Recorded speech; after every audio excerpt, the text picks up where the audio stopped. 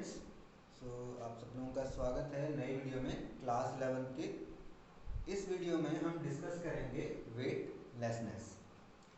Weightlessness का बहुत common example है कि जब हम सैटेलाइट में होते हैं, जब हम स्पेस में जाते हैं तो हमें अपना वेट फील नहीं होता है। ठीक, तो ऐसा क्यों होता है?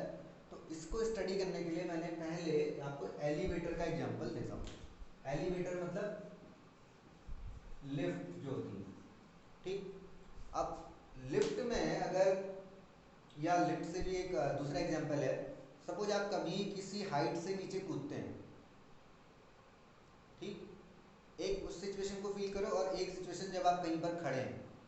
जब आप कहीं पर खड़े हैं तो नीचे की जो ग्राउंड है वो आपको पुश कर रही है अपवर्ड, क्योंकि आप उस पर अपना वेट लगा रहे हो तो वो भी अपवर्ड पुश कर रही है न्यूटन थर्ड लॉ के अनुसार। ठीक, तो जब वो आप पर ऊपर की ओर फोर्स लगा रही है तब आपको अपना वेट फील होता है। लेकिन जब आप कभी किसी हाइट से नीचे जंप कर रहे हो तो आपके पैरों के नीचे उस समय कोई चीज़ नहीं होती है जब तक आप ज़मीन पे नहीं पहुंचते। तो जिस समय आप जंप करके नीचे एयर में होते हो उस समय आपको अपना वेट फील नहीं होता है, क्योंकि नीचे से आपको कोई पुश नहीं कर रहा। ठीक, तो वेट हमको कब फील होता है? जब हमें कोई नीचे, हमारे पैरों के नीचे कोई चीज़ अपवर्ड पुश करती है। तो इस अपवर्ड पुश को हम बोलते हैं नॉर्मल रिएक्शन या एन, नॉर्मल रिएक्शन। तो जब ये नॉर्मल रिएक्शन होती है तभी हमको वेट फील होता है। जैसे सपोज यहाँ पर एक बॉक्स रखा हुआ है तो अर्थ उसको अपवर्ड पुश करेगी और वो अपने वेट से अर्थ को नीचे की ओर पुश करेगा। तो ये है, इसलिए इस बॉक्स को अपना वेट फील होगा या हम लोगों को अपना वेट फील होता है जब हम कहीं पर खड़े होते हैं। अब देखते हैं एलिवेटर का एग्जांपल। एलिवेटर में क्या होता है? सपोज एलिवेटर की रस्सी टूट गई, या चलो बिना टूटे हुए मानते हैं कि एलिवेटर नीचे को जा रहा है, नीचे की ओर एक्सेलरेटेड है, नीचे की ओर तेजी से भाग रहा है। तो अब क्या होगा?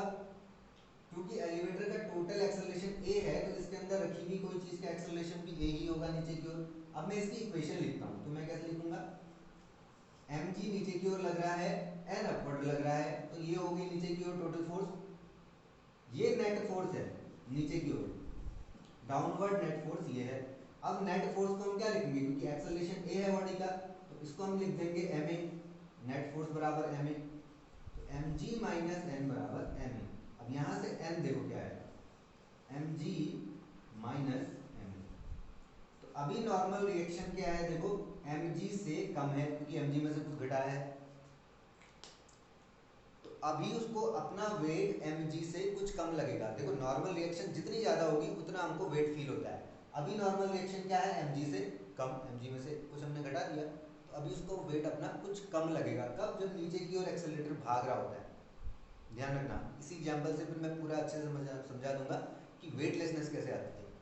अब ये एक्सेलरेशन अगर मैं g के बराबर कर दूं, मतलब कि जो एलिवेटर है वो फ्रीली नीचे गिर रहा है, तो यहाँ पर a की जगह g आया तो क्या हो जाएगा? टोटल n इफ a बराबर g।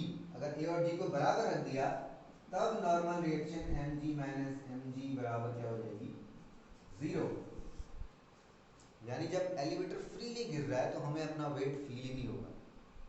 ये बिल्कुल वैसे ही है जैसे हम किसी ऊंची जगह से नीचे कूद जाएं तो हमारे पैर, हम बिल्कुल फ्रीली फॉल कर रहे हैं, हमारे पैरों के नीचे भी कुछ नहीं है तो वो हमको अपवर्ड पुश नहीं करेगा, तो हम मतलब हमें अपना वेट फील नहीं होता। तो ये होती है वेटलेसनेस।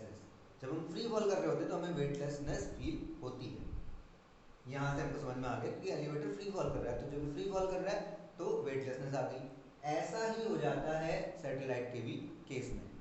सैटेलाइट जो है, इसको मैं मिटा देता हूँ, तो यहाँ समझ में आ गया कि जब भी नॉर्मल रिएक्शन 0 है या फ्री फॉल हो रहा है तो हमें वेट फील नहीं होगा। सैटेलाइट में क्या हो रहा है? सैटेलाइट को अर्थ अट्रैक्ट कर रही है। ठीक, अब सैटेलाइट को अर्थ की तरफ से जाने से रोकने वाला कोई फोर्स है?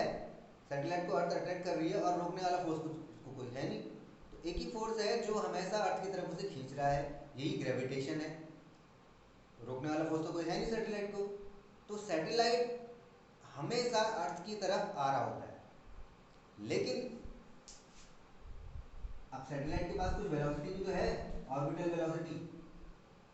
अगर ये ना हो तो सैटेलाइट सीधे आके इसमें घुस जाएगा, लेकिन ऑर्बिटल वेलोसिटी होने के कारण उसका पाथ ऐसा हो जाता है, सर्कुलर हो जाता है ना, क्योंकि सेंटर की तरफ फोर्स है, वेलोसिटी भी है, तो सर्कुलर हो गया बात। लेकिन सैटेलाइट हमेशा अर्थ की तरफ आ रहा है, यानी अर्थ की तरफ फ्री फॉल कर रहा है।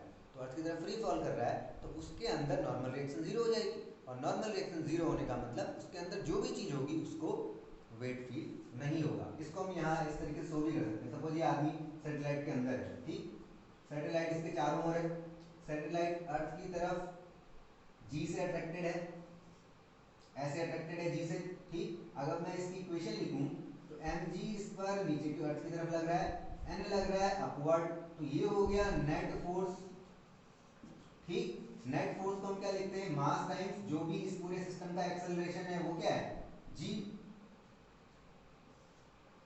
जो भी इसका एक्सेलरेशन है इस पूरे सिस्टम का वो हम लिख देंगे नेट फोर्स के बराबर। लेकिन ये ए है क्या एक्सेलरेशन, जी तो है, क्योंकि सैटेलाइट पर हमेशा जी वाला एक्सेलरेशन लग रहा है, तो एम जी माइनस एन बराबर ये। अब यहां से अगर मैं इसको सॉल्व करूं, एम जी माइनस एन बराबर एम जी है, तो फिर से क्या हो गया है, जीरो। तो सैटेलाइट के अंदर नॉर्मल रिएक्शन फिर जीरो होगी, तो यानी वहां पे वेट फील नहीं होगा। अब इसी से कनेक्टेड एक दूसरा एग्जांपल देता हूँ कि सपोज ये जो लिफ्ट है ये जा रही होती ऊपर को एक्सेलरेशन के साथ, ठीक है, स्पीड की बात नहीं हो रही है, कांस्टेंट स्पीड की बात नहीं हो रही है, एक्सेलरेशन के साथ हो रही है। तो अब हम इसकी इक्वेशन सपोज लिखेंगे, नेट अपवर्ड जा रही है तो मतलब ये बड़ा होगा ये छोटा होगा, तो हम क्या लिखेंगे, एन माइनस एम जी बराबर नेट फोर्स, क्योंकि ऊपर को जा रहा है यानी एन ने बड़ा होना है। तो एन माइनस एम जी बराबर नेट फोर्स को हम लिखते हैं मास टाइम्स पूरे सिस्टम का जो एक्सेलरेशन है, क्योंकि पूरे का जो है वही इसका भी होगा। तो यहाँ से एन देखिए क्या आ गया, M G plus M A. अब नॉर्मल रिएक्शन एम जी से बड़ी है, यहाँ पर जब भी लिफ्ट एक्सेलरेट हो रही है अपवर्ड, तो मतलब हमें जो नॉर्मल रिएक्शन फील होगी वो एम जी से ज़्यादा होगी, इसका मतलब हमें अपना वेट ज़्यादा फील होगा। तो वो आप सब लोगों को समझ में आया है कि वेटलेसनेस कैसे होती है, वेट कब ज़्यादा फील होता है और कब वेट कम फील होता है, वो मैंने पहले डील कर दिया था। सो होप आप लोगों को समझ में आ गया। So that's it for now.